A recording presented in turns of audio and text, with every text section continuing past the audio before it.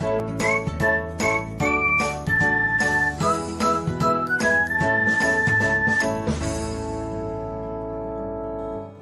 everyone, welcome back to another episode of Technologyglance.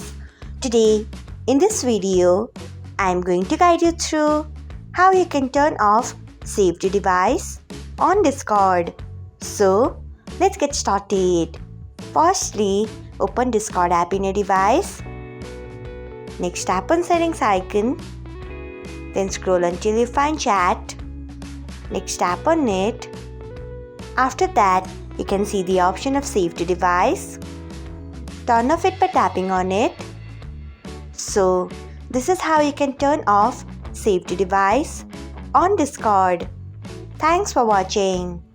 If you found this guide helpful, we would love it if you hit the thumbs up button below.